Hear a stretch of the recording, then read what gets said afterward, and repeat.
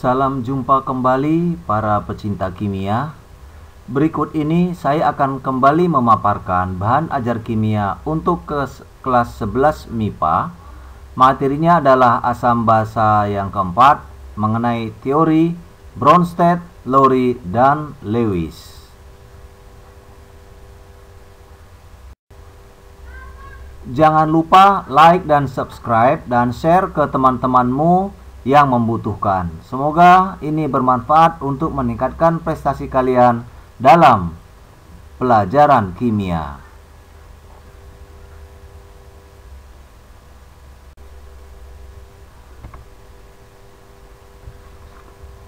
Teori asam basa Arrhenius tidak bisa menjelaskan sifat asam basa pada larutan yang tidak mengandung air. Kelemahan ini diatasi dengan menggunakan teori asam basa Bronsted-Lowry. Teori ini bisa menjelaskan sifat asam basa larutan dengan jenis pelarut yang bermacam-macam. Berikut konsep asam basa Bronsted-Lowry. Asam adalah senyawa yang dapat memberikan proton atau H+ kepada senyawa lain, disebut juga donor proton. Basa ialah senyawa yang menerima proton atau H+ dari senyawa lain, maka disebut juga akseptor proton.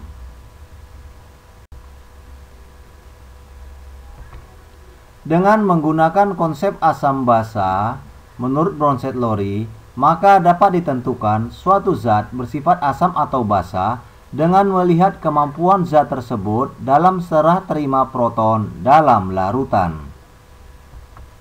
Dalam hal ini, pelarut tidak terbatas oleh pelarut air saja, tapi dapat berupa pelarut lain yang sering dijumpai di laboratorium, misalnya alkohol, amonia, cair, dan ether. Secara umum, menurut teori asam basa Bronsted-Lowry berlaku reaksi berikut, yaitu pasangan asam basa konjugasi, di mana asam 1 akan menjadi basa 1, basa 2-nya akan berhubungan dengan asam yang keduanya. Perhatikan contoh berikut. HCl tambah H2O menjadi H3O+ tambah Cl-. Perhatikan di sini, HCl akan memberikan H kepada H2O, maka HCl akan menjadi Cl-. Sedangkan H2O yang sudah menerima H akan menjadi H3O+. Jadi, H3O+ akan berhubungan dengan H2O. Jadi di sini HCl disebut asam, sedangkan Cl- disebut basa. Karena mereka yang pertama disebut asam 1 basa 1. H3O+ disebut asam yang kedua, pasangannya adalah basa kedua H2O. Berikutnya adalah CH3COOH ditambah H2O menjadi CH3COO- tambah H3O+. Di sini CH3COOH memberikan 1H kepada H2O, sehingga dia menjadi kekurangan H yang di ujung menjadi CH3COO-. Nah, H2O yang menerima H+ tadi, dia akan menjadi H3O+. Nah, H3O+ ini kita tarik hubungannya ke H2O. Jadi, CH3COOH itu kita sebut asam 1. CH3COO- disebut basa 1. Sedangkan H3O+ disebut asam kedua. H2O menjadi basa yang kedua. HCl dan CH3COOH adalah asam karena dapat memberikan ion H+ atau proton kepada H2O. HCl dan CH3COOH disebut donor proton. Cl- dan CH3COO- adalah basa karena dapat menerima ion H+ atau proton dari H3O+. Cl- dan CH3COO- disebut akseptor proton. Basa tersebut adalah basa konjugasi. H3O+ adalah asam konjugasi karena kelebihan proton dibandingkan zat asalnya. Pasangan HCl dan Cl- serta CH3 dan CH3COO- disebut pasangan asam basa konjugasi. Selanjutnya perhatikan contoh berikut.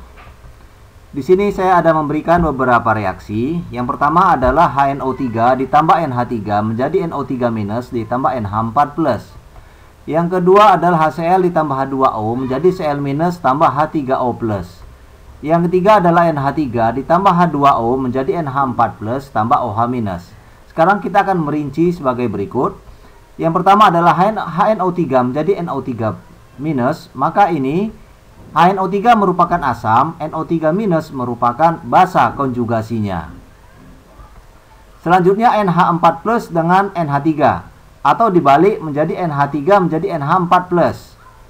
Perhatikan di sini NH4+ menjadi NH3. NH4+ merupakan asam, NH3 adalah basa konjugasi. Sedangkan kalau dibalik dia NH3 dengan NH4+, NH4+ itu merupakan asam tadi ya.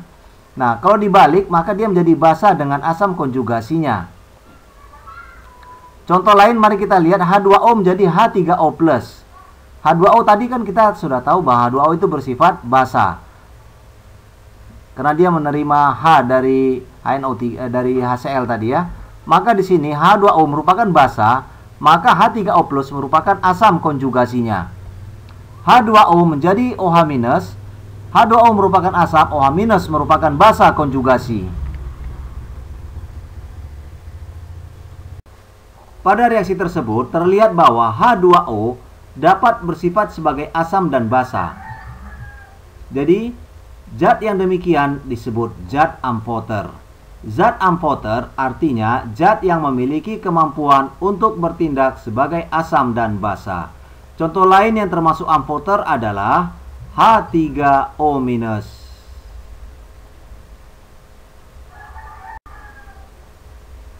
Selanjutnya adalah teori asam basa Lewis. Menurut Lewis, asam adalah suatu molekul atau ion yang dapat menerima pasangan elektron. Basa adalah suatu molekul atau ion yang dapat memberikan pasangan elektronnya. Reaksi asam basa Lewis menghasilkan ikatan kovalen koordinasi. Contohnya adalah boron trifluorida dengan fluor. Boron itu memiliki elektron valensinya 3, dilambangkan dengan bulatan agak besar. Sedangkan fluor memiliki elektron valensi 7, digambarkan dengan 7 titik. Jadi bentuk ikatannya BF3. Lalu ion fluor itu dilambangkan dengan warna merah. Di sini saya buat warna merah dengan 2 elektron di sebelah kirinya.